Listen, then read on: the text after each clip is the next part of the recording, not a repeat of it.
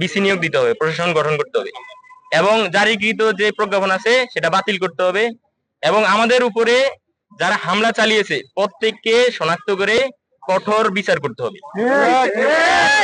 শান্তিপূর্ণ অবস্থান রাখতেছি বা যে সহাবস্থানের যে চিন্তাধারা আছে সেটা আমরা বজায় রাখার চেষ্টা করবো। আমরা রাষ্ট্রের কাছে আপনাদের মাধ্যমে প্রধানমন্ত্রীর কাছে, শিক্ষা সচিবের কাছে কিংবা শিক্ষামন্ত্রীর কাছে আবেদন পত্র, চিঠি জানানোর চেষ্টা করব। তারা আমলে নিলে আমরা সহাবস্থান ধরে রাখবো এবং শান্তিপূর্ণভাবে এই সংঘাত শেষ করার চেষ্টা করব। কিন্তু যদি তা আমলে না নেয় আমরা অবশ্যই সন্ধ্যার পরে আরো বৃহত্তর কর্মসূচি এবং কঠোর কর্মসূচি জ্ঞাপন করবো ইনশাআল্লাহ। সেই ক্ষেত্রে এই যে বন্ধ হয়ে যাবে, ঈদের ছুটি শুরু হয়ে যাবে, আপনাদের আন্দোলনে কিভাবে কন্টিনিউ করবেন? আমাদের অবশ্যই দাবি থাকবে ঈদের আগে যেন এই সংঘাত নিরসন করে।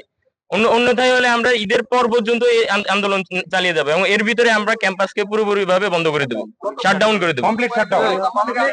এখন পর্যন্ত বিশ্ববিদ্যালয় প্রশাসন এবং আমাদের সাথে দায়িত্বশীল ভাবে আলোচনা বা অবস্থান করেনি কেউ এখন পর্যন্ত। আমরা আমাদের শিক্ষক মন্ডলীর কাছে বারবার দাবি জানিয়েছি, তারা তাদের জায়গা থেকে যে লায়াবিলিটিস বলুন বা তাদের যে লিমিটেশনস বলুন, তারা তার ভিতরে যতটুকু করার চেষ্টা করতেছেন, কিন্তু তা ফলপ্রসূ হচ্ছে না আমাদের জন্য।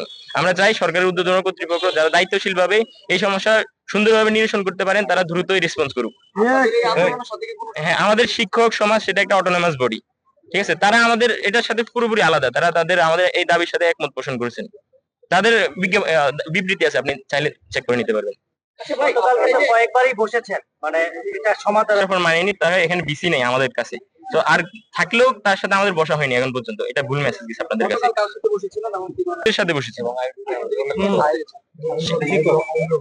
শিক্ষকদের কাছ থেকে, ওনাদের বললামই তো, ওনাদের লিমিটেশন থেকে আমাদের অতটা ফলপ্রসূ হেল্প করতে পারেনি তারা আমাদেরকে। এই যে তিনটা যে দাবি